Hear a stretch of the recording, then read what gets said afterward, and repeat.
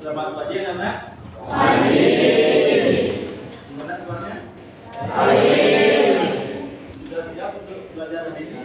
Siap. Sebelum kita mulai belajar hari ini, kita awali dengan pengantar hikmat dan berdoa ya. Silakan kita berdoa untuk begini. Pada sana panganjali. Om Swastiastu. Sebelum kita mulai pembelajaran, mari kita berdoa untuk agama dan kepercayaan masing-masing. Berdoa, silakan. Berdoa dapat dihadiri. Lalu ke materi ini ya, kita akan melakukan main tugas kuliah. Nah, main tugas ya. Untuk main tugasnya Pak, ya.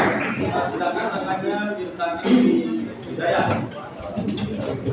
Silakan kakaknya.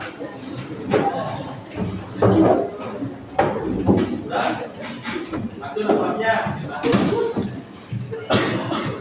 Ya. Main tugas akan dimulai dalam hitungan hidayah. 1, 2, 3.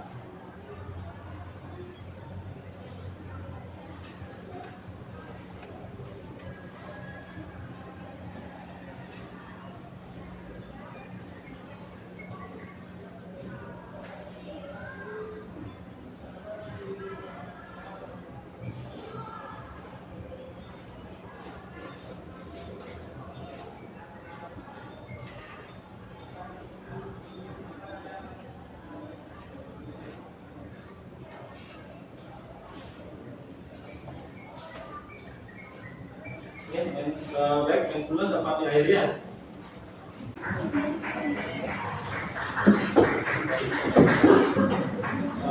Yang pertama, Bukan bos.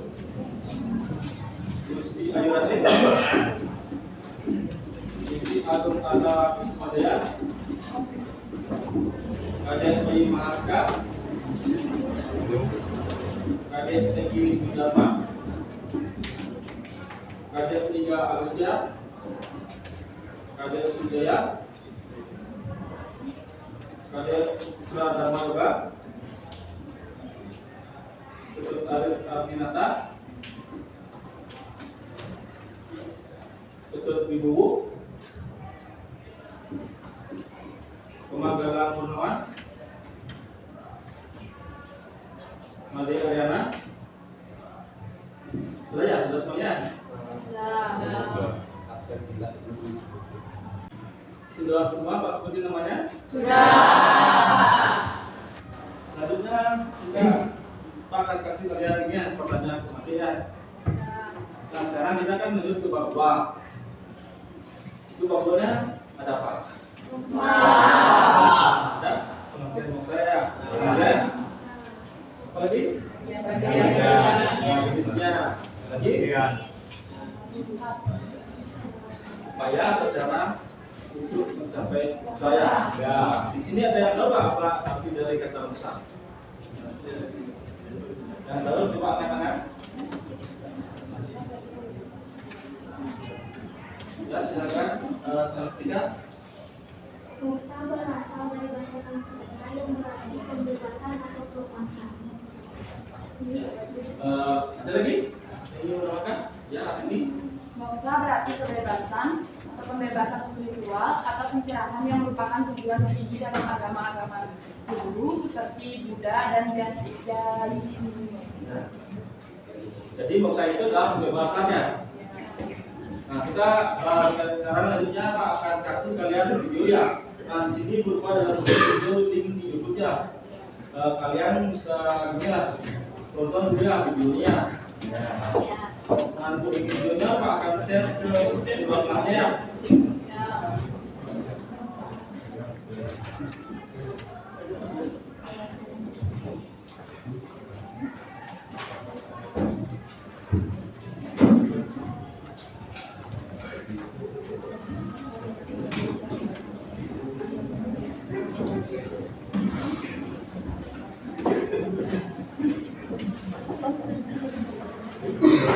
banget.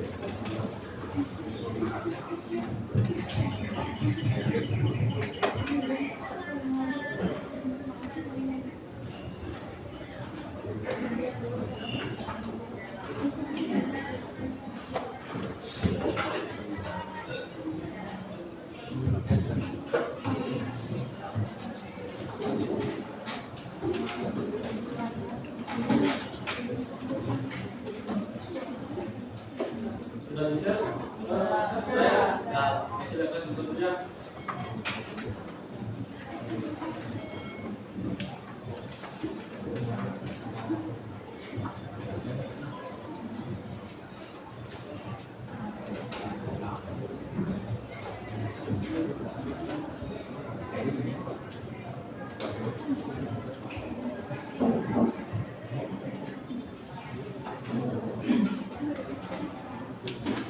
Biasa juga buat saya kalau misalnya adanya tidak percaya.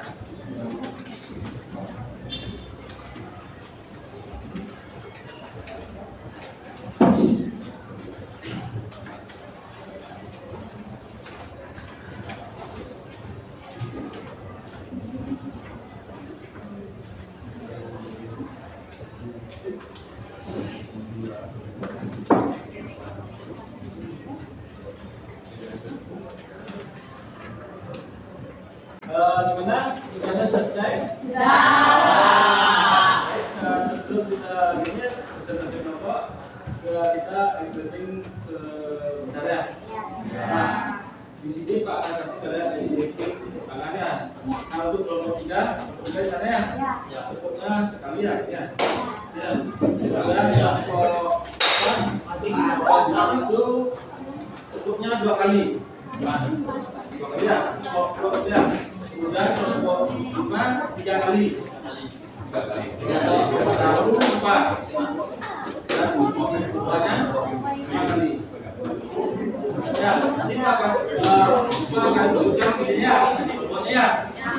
Silakan Pak. Kelompoknya apa aja? Baik, coba ya. Ya. Kelompok 5. Kelompok 2. Kelompok 1.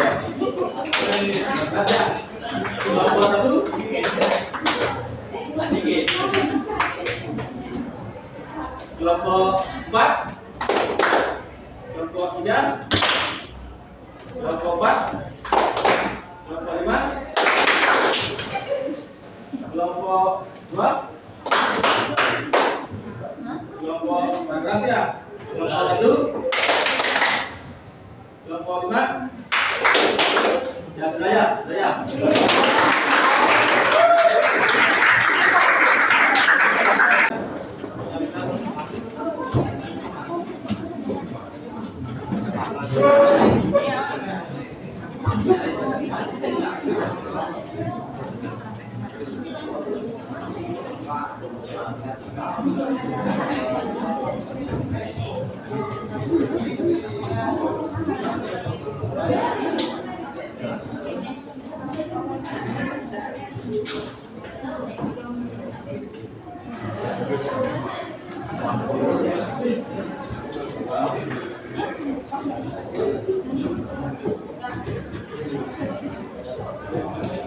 Om Swastiastu.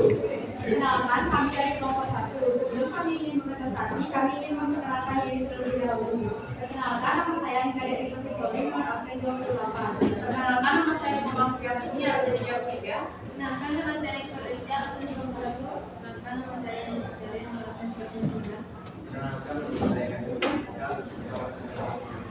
Jadi kami di sini ingin mempresentasikan lembar kerja peserta didik yang telah kami diskusikan bersama kelompok kami tentang materi moksa.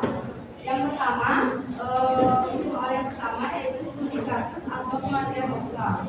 Pertanyaannya, seorang siswa bernama Wayan selalu berusaha hidup sederhana, tidak terikat pada harta benda, dan membantu siapapun tanpa pamrih.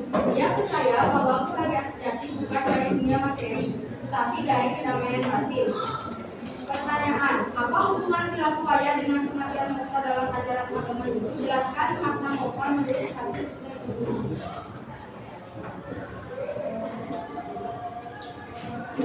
Jawaban, perilaku Wayan mencerminkan usaha untuk mencapai moksa, yaitu kebebasan dari ketidakterikatan keduniawian dan mencapai kedamaian abadi. Dan soal kedua dilanjutkan oleh teman saya. Baik, untuk soal yang kedua, studi kasus 2, jenis moksa. Seorang pertama bernama Resi Narayana dikisahkan mencapai kebebasan spiritual setelah tubuh kasarnya lenyap tanpa meninggalkan jasad bumi. Pertanyaan, jenis moksa apakah yang dicapai oleh Resi Narayana? Jelaskan ciri-ciri dan jenis moksa dan bedakan dengan jenis moksa lainnya. Jawabannya, jenis moksa yang dicapai oleh Resi Narayana adalah bidesmukti, yaitu moksa yang dicapai ketika seorang meninggalkan tubuh jasmani tanpa bisa lenyap dari dunia bumi. Ciri-ciri bidesmukti yaitu A. Tubuh jasmani lenyap sepenuhnya. B. Jiwa bersatu dengan Brahman. Untuk jenis yang tidak sama yaitu ada Brahman, tidak mengalami mati kematian biasa. Untuk pertanyaan selanjutnya akan dibacakan. Studi kasus 3 dalam pemeriksaan ketersediaan mereka. Ada seorang mahasiswa mencoba menjalani kehidupan spiritual dengan cara mengabdi kepada Tuhan, berdoa dengan tulus, belajar pengetahuan suci dan pengendalian pikiran. Pertanyaannya, dari keempat moksa, dhinana marga, bhakti marga, pamana marga, dan raja marga, jalan apa saja yang telah dilakukan Ade berdasarkan alasanmu? Jawabannya, Ade telah menjalankan karma marga, bhakti marga, dhinana marga, dan raja marga. Karma marga yang mengabdi kepada sesama dengan tulus tanpa pamrih. Bhakti marga ia berdoa dengan penuh ketulusan dan cinta kasih kepada Tuhan. Dhinana marga ia belajar mengetahui untuk memahami hakikat kehidupan dan Tuhan. Dan raja marga ia pengendalian pikirannya agar tetap tenang dan secara spiritual. Selanjutnya dilanjutkan kepada teman saya. Baik, saya akan menjawab pertanyaan nomor 4. Upaya mencapai moksa dalam kehidupan modern. Di tengah kesibukan dunia kerja, Komang berusaha tetap tenang, tidak marah, selalu bersyukur, rajin sembahyang, dan menghindari perbuatan buruk. Pertanyaan, bagaimana tindakan Komang mencerminkan upaya untuk mencapai moksa dalam kehidupan modern saat ini? Jawabannya, tindakan Komang mencerminkan upaya menuju moksa karena ia tetap menjaga keseimbangan batin dan spiritual di tengah kehidupan modern. Ia mengendalikan emosi, bersyukur atas apa yang dimiliki, beribadah dengan tekun, serta menjauhi perbuatan buruk. Hal ini menunjukkan bahwa meskipun di era modern yang sibuk, seseorang ini tetap bisa menjalani kehidupan spiritual dan mendekatkan diri kepada Tuhan menuju kebebasan, yaitu moksa. Selanjutnya akan dibacakan oleh teman saya.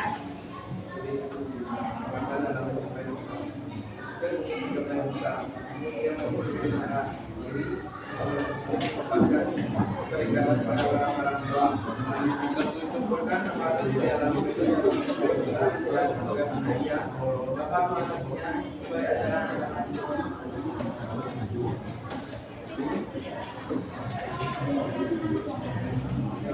Kemarin di alam itu masih dikuasai oleh amanat nafsu, godaan, dan lomba kemerdekaan.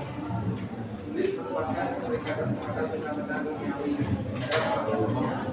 Itu tadi menjadi bahwa ada juga karena pikiran dua organisasi ada lagi jadi seperti tidak membuka segala pemasukan dalam hari dan tidak pada hasil Tuhan praktekkan ajaran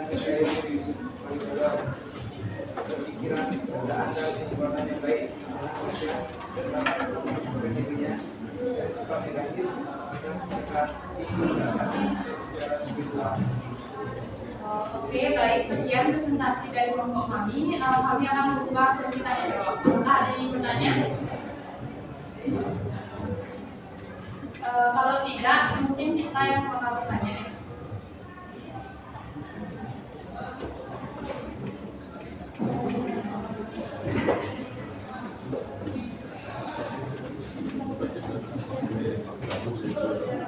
Baik, tadi kami sudah menjawab pertanyaan nomor 2 dan sudah dijelaskan oleh teman saya, yaitu jenis dosa apakah yang dicapai oleh Resi Narayana.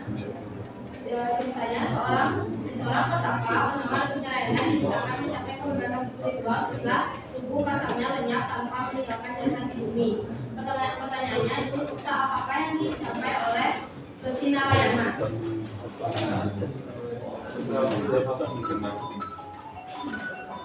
Baik, terima kasih Egi, jawabannya benar. Sekarang siapa yang bisa mendapat kesimpulannya kepada hari ini ya? Silakan dengan ya silakan. Kesimpulan dari pembelajaran ini adalah kita dapat mengetahui pengertian dari dosa, jenis-jenis dosa, jalan untuk mencapai dosa, upaya yang kita lakukan untuk mencapai dosa, ada juga hambatan yang ada untuk mencapai dosa. Dan hari ini kita juga menyelesaikan LKPD atau lembar kerja siswa dan juga memecahkan masalah dengan suatu cerita yang berkaitan dengan dosa.